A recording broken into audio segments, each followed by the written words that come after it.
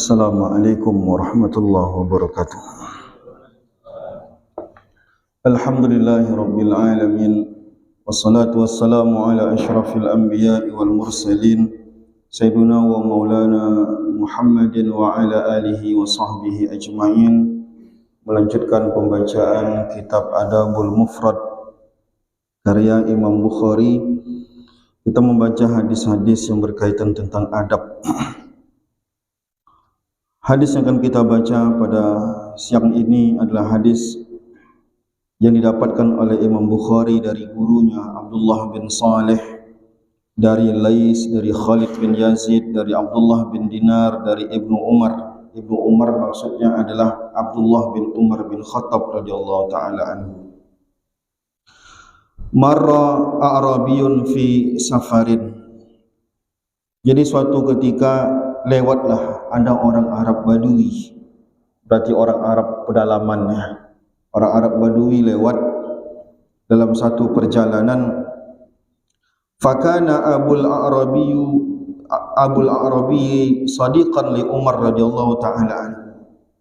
Jadi ada orang lagi lewat.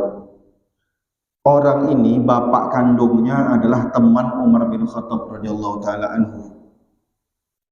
Faqala lil Arabiyyu, maka Umar bin Khattab mengatakan sesuatu kepada anak temannya tadi.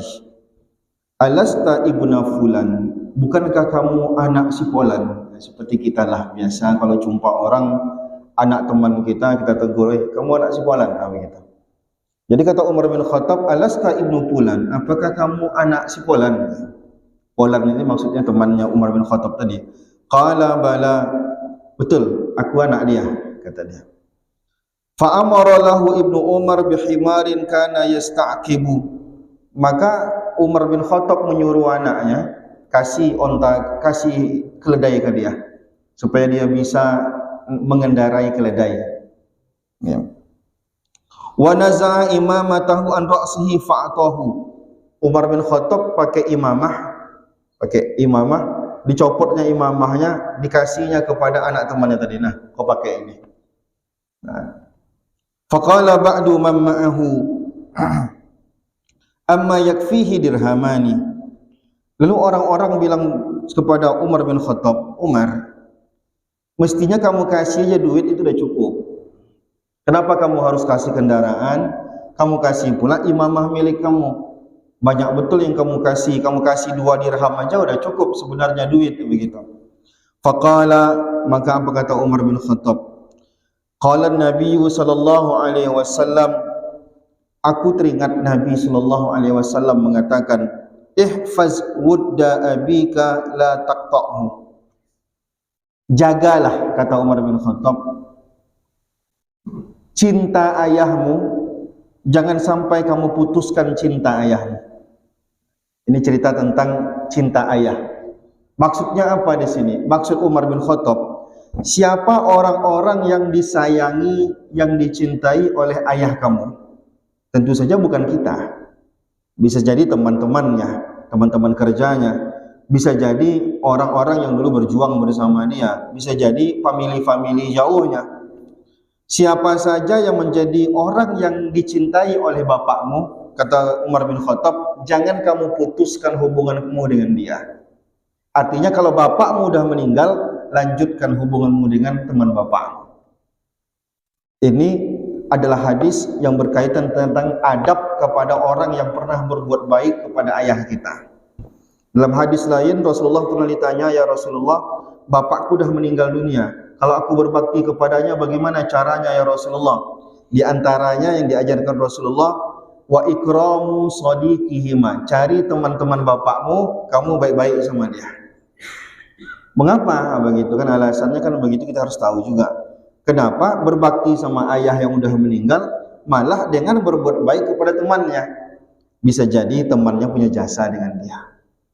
Bisa jadi temannya pernah berbuat baik kepada almarhum ayahnya, maka datang anaknya untuk membalas kebaikan itu.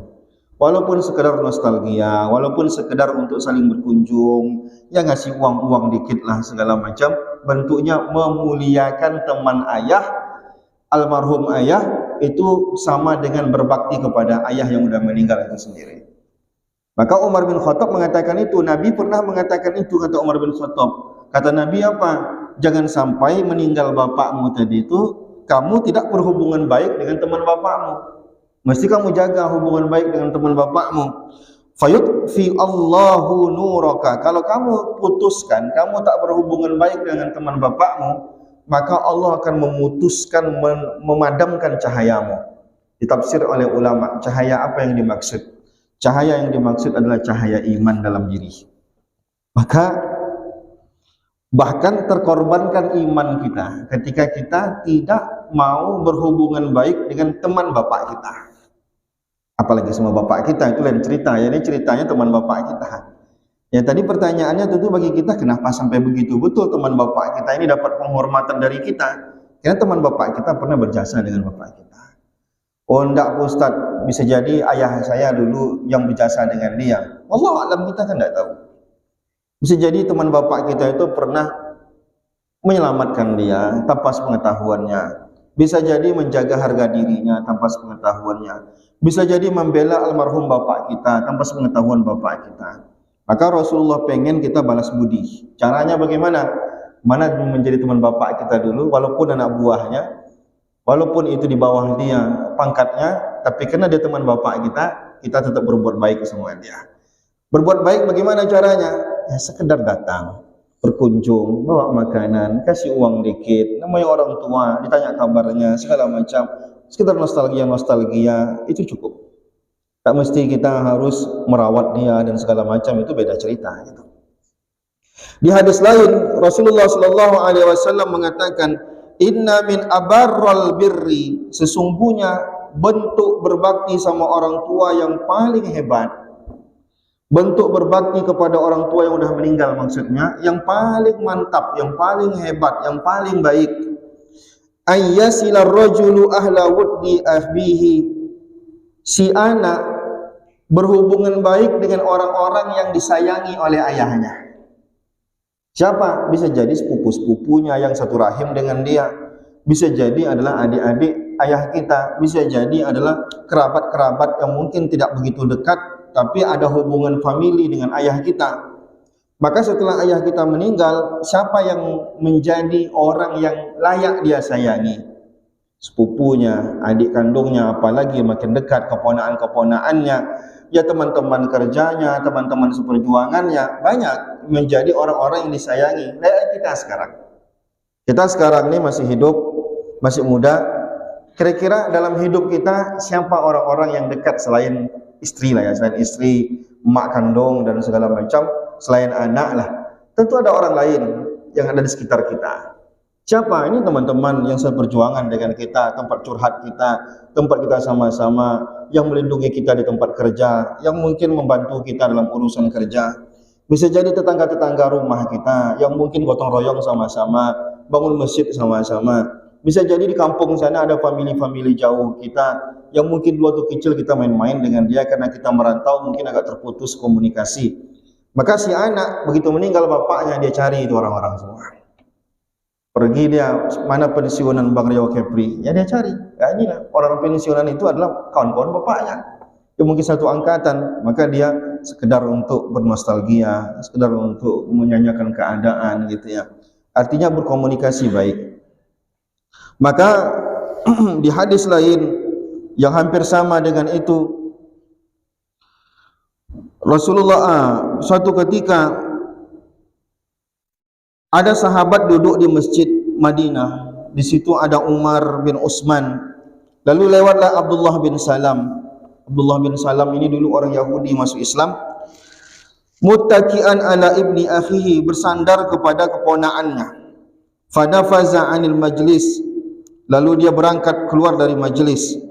Summa atafa alaihi faraja alaihim faqala ma syi'ta Amr bin Utsman, apa yang terjadi kepadamu wahai Amr bin Utsman? Apa kata dia? Fawallazi ba'asa Muhammadan sallallahu alaihi wasallam, demi Nabi Muhammad yang diciptakan oleh Allah, demi Allah yang menciptakan Nabi Muhammad sallallahu alaihi wasallam, innahu la fi kitabillahi azza wa jalla, tertulis di dalam kitab suci, kata dia, Ini dalam kitab suci, maksudnya mungkin kitab suci bukan Quran, karena dia dulu orang Yahudi, bisa jadi bukan kitab suci Quran, jadi di Zabur gitu. Di dalam kitab suci tertulis, la taqta man kana yasilu abaka, jangan putuskan hubunganmu dengan orang yang berhubungan dengan bapakmu. Fayadfa'u bizalika nuruka, kalau putus hubunganmu dengan teman-teman bapakmu, maka Allah akan memutuskan hubungan denganmu. Nah, itu. Jadi bahkan bukan hanya di hadis Nabi, dalam kitab-kitab suci sebelumnya, bisa jadi dalam kitab Zabur, bisa jadi dalam kitab Injil, itu bahkan juga tertulis bagaimana kita dianjurkan, sangat-sangat dianjurkan untuk berbuat baik kepada orang yang berbuat baik dengan almarhum bapak kita.